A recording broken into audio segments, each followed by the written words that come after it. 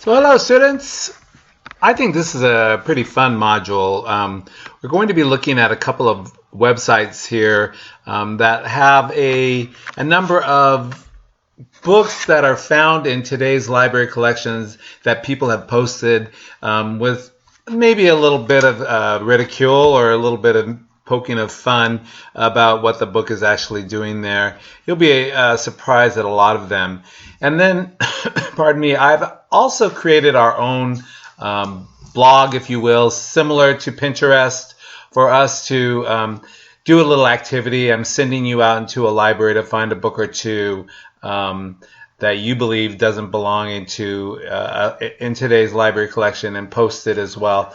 I'll need to invite you to post on the board, but that'll all be explained later in your module discussion here. So that's something to look forward to. But here's a little presentation I think is also helpful. I was watching the TV show Hoarders. I don't know if you've seen it on, I think it's on the Learning Channel, or it's on TV basically. It might not even be on TV anymore. Anyways, psychologists on that show, it's a reality show, work with people who they consider hoarders, and some of them are pretty horrible. But they always give on each show a definition of what hoarding is. And I write down the definition, and it sparked a little bit of interest to my librarian mind. Hoarders have 4 common fears. The first fear is a fear of losing important items that might be needed later. Sound interesting? Sound familiar? Hoarders have a fear of distorted beliefs about the importance of possessions. They have the fear of making wrong decisions about throwing something away. And they have an excessive sense of responsibility, waste, and caring for things that are unnecessary. I think that's a pretty interesting connection to what librarians do in terms of weeding. Weeding is far and away the most unliked activity that professional librarians do. They don't want to do it, they don't like to do it, but they will tell you how critical it is. It's a very interesting phenomenon. So I think this presentation will help us see a little bit more through what's going on. So let's ask ourselves and get to the root of some of the mythology of why we don't weed. I like to sort of take us out of the discussion of using our own environment by let's taking a look at milk. If you found milk in your refrigerator that was long beyond its basic sell date, and if that maybe date has passed, or if the milk had become curdled like you see here on the presentation screen, do you keep it? Oh, because you don't want to, you don't really know when you're going to be going to the store again, and you don't really know when you're going to be able to buy more. So let's just keep that curdled milk right where it is. Many librarians will do that with books. They'll keep them because they're not quite sure when they're going to be able to buy books again. So we might as well keep these. It's not a good idea. Do you keep that spilt milk there, or that curdled milk there, because otherwise your refrigerator will look empty? I hear this a lot too, that I don't want to weed because my shelves are already too empty, or parts of my collection look like they're empty. So you want to keep a book on the shelf with, even if it has misinformation or is unnecessary, because you don't really know when you're going to be able to buy any more. You don't want to keep something on the shelf to preserve a false collection size. Do you give your curdled milk to your neighbor in case they might want it in their refrigerator? Again, this is something librarians do. I have a 8-year-old encyclopedia set. I'm going to pass it on, see if anybody else wants it. Probably not. You wouldn't give your milk to your neighbor. Then why would you send some outdated encyclopedia set, or even other books that are misleading or otherwise unuseful to your library, to somebody else who just might want it? The simple fact is that resources remain in our collection, or they don't. So don't second guess your own expertise. Here are some of the things that I want us to agree upon as we look at weeding throughout this module. That it is part of our professional responsibility, something that's quite critical to our collection maintenance. It helps us maintain our space problems. We know that books don't last forever, and we also know from research and articles after articles that weeding actually improves circulation. There's also something called the Pareto rule. I don't know if you've taken my 204 class, but sometimes we mention the Pareto rule.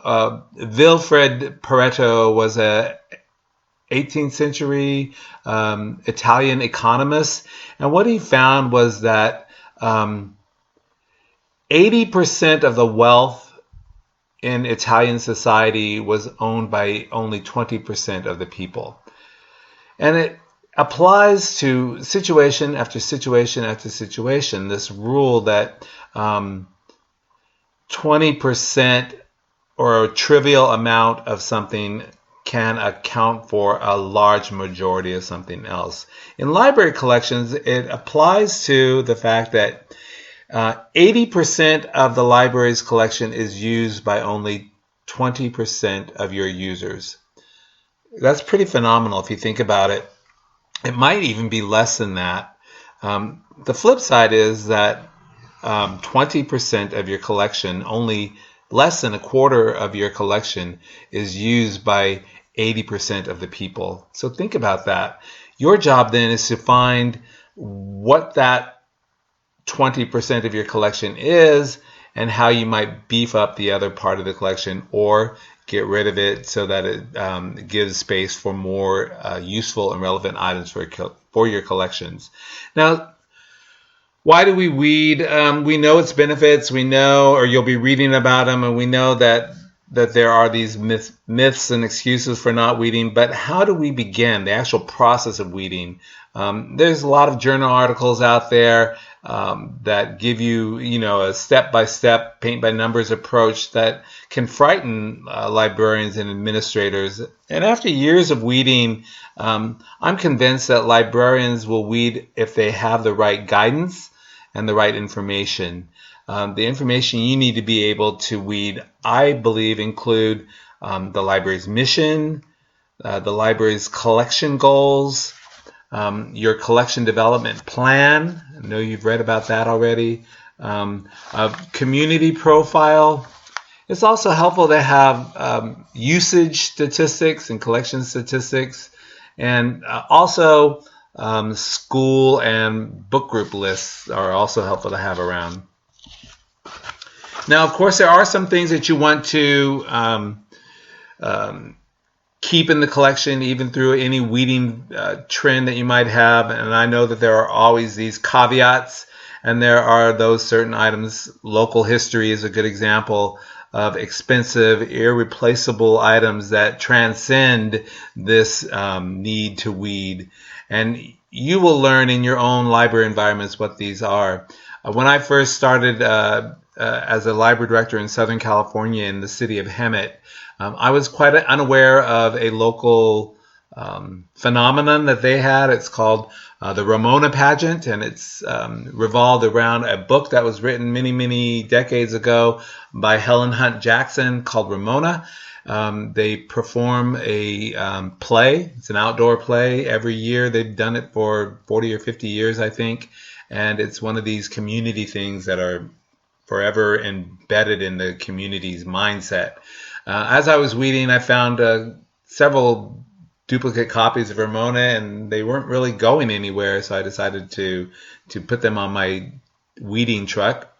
And a couple of librarians saw them and, of course, had a fit. What are you doing? You can't throw away Ramona. And explained to me exactly what Ramona was. So let's take a look at some of the other examples. There are no bad books. I understand that. But there are bad books, indeed awful books, for some library collections. Check out this one I found. The Resume Kit, updated and expanded for the 1990s. That was probably 20 years ago, 15 years ago at the best. Take a look at that computer on the cover of the book. Nothing says updated and expanded better than an outdated computer and an outdated book.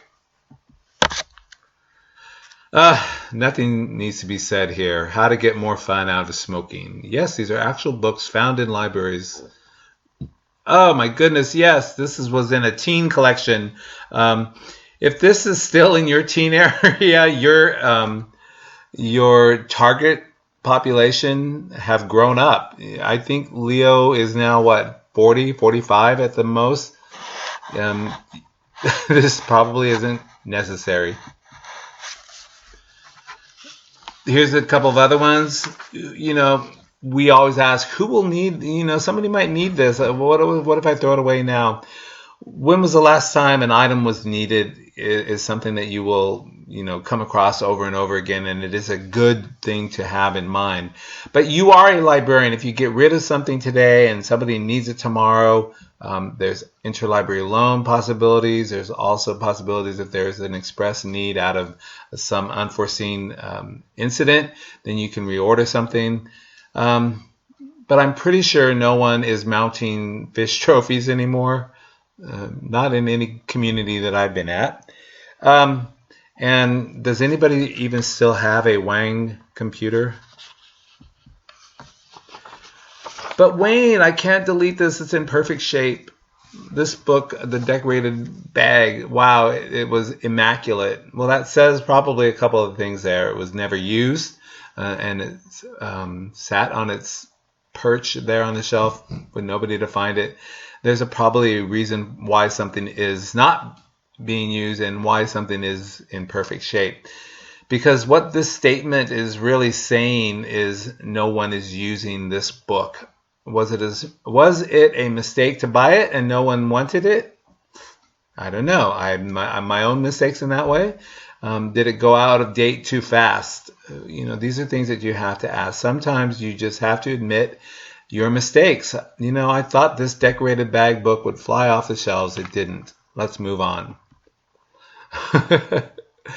Make it with denim. Now, that's a whole lot of denim there, right? Not many people could carry that look off. Now, I know the mind is a powerful tool, but come on. Does this have a place in today's library collection? Oh, my goodness. So questions to keep in mind for books with low circulation.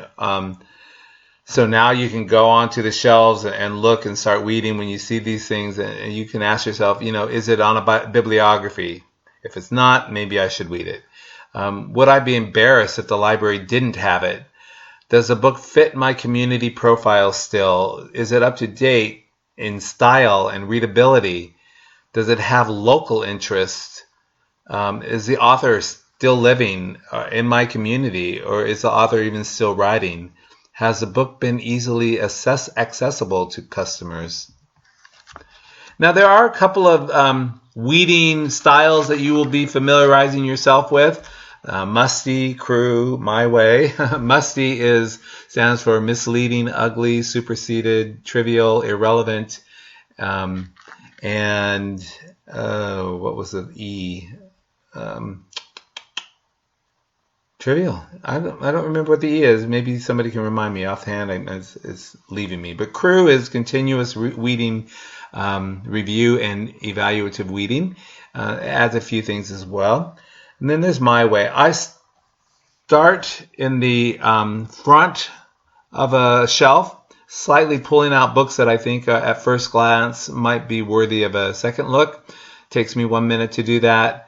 I look at each book that has been selected and I apply the selection process and principles for accuracy and authoritativeness that you'll learn about as you read about weeding. That takes me less than 5 minutes. And then I take the books that I've selected for weeding back to my computer workstation and start the process of taking it out of the computer, crossing out labels or whatever it is your library does to process discarding materials. That takes 10 minutes. So you can really do a weeding within a 30-minute time frame.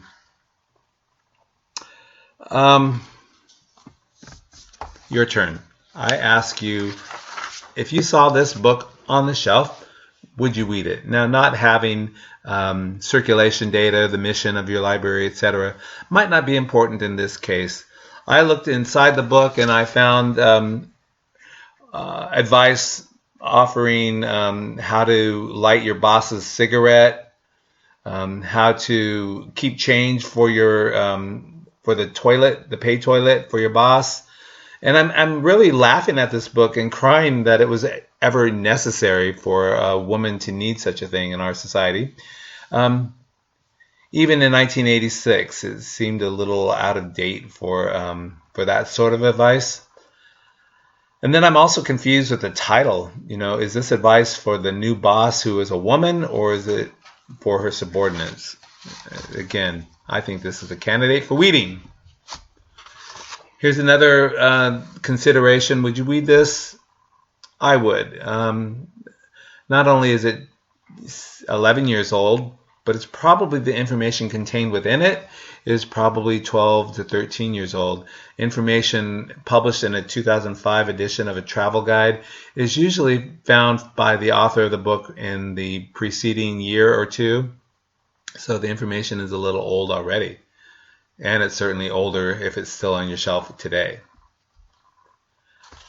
Oh, look at the wonderful cover here. The Librarian's Passion at Night. Should we keep it or weed it? The horrors of stereotypes, right? This is a librarian here. I love the fact that she's at least looking a little modern, but I think she's also holding glasses in her hand. It's strange but true. I think it's probably something that we could get rid of. Now, this is an interesting one. 2010, Callous Disregard, a book about autism, providing us with an ethical dilemma, really. But the thing that caught my eye was a foreword by Jenny McCarthy, who's at least a celebrity of some renown in our communities. So, do we keep this book because of that? It's kind of the anti-vaccination crew that's writing this. My own opinion, and I know that there are certainly counter opinions, but in my own opinion, having alternative viewpoints is a necessity in your library. But using something that's debunked because of proven false information is not really an alternative viewpoint. I believe it's a disservice to the community, and I'd probably discard this. The astronomy book from 1999. Oh, remember, Pluto isn't even a planet anymore. We have to look at content and make sure that it's still scientifically relevant. The new joys of the Jello brand gelatin recipe. Does anybody still cook with gelatin anymore? I'm not really sure. But if somebody needs a Jello recipe, it's easily attainable these days on the internet. So I'm sure that this 1975 book, even though the cover is kind of interesting, is a good candidate for getting rid of something. Keep or weed. This brings up a good question. How do we weed fiction? And I know that you'll see some information in this as you go through the unit. And there are examples around everywhere. All those underused duplicates of an underused bestseller that are all potential readers were sick of before it even got published. Discovering a gem that has not circulated in years because you have never read it or knew that you had readers for it before contemplating removing it from your collection. Finding a title that's included on a nationally recommended list that indicates quality, but none of your readers seem to care, Do you just trash those duplicates, or do you trash those other items? Keep the listed title maybe a little longer to see if you can put it on a display. There's examples of how to look at fiction, and I will recommend that you look up Merle Jacob. Merle Jacobs is a wonderful author of several articles on weeding fiction, and I've used her advice frequently. For Peyton Place, it's one of those classics, I think, that keeps getting attention now and again. If you do plan on keeping a classic, you might want to consider perhaps buying another published copy of it that's a little bit, you know, I don't know, more familiar or relatable to today's audience. Kind of winding down here, weeding, I believe, is best done continuously. 15 minutes a day, if you have that, even using the small my way that I outlined earlier.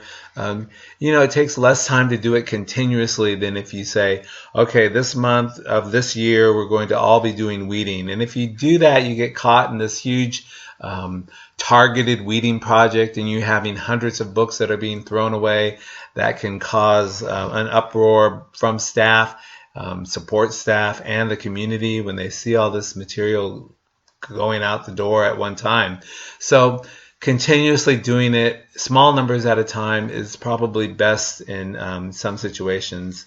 And you won't have to worry about doing this under wraps. Doing it transparently, a little at a time, is far more easy and easily explained to your community and why it's necessary.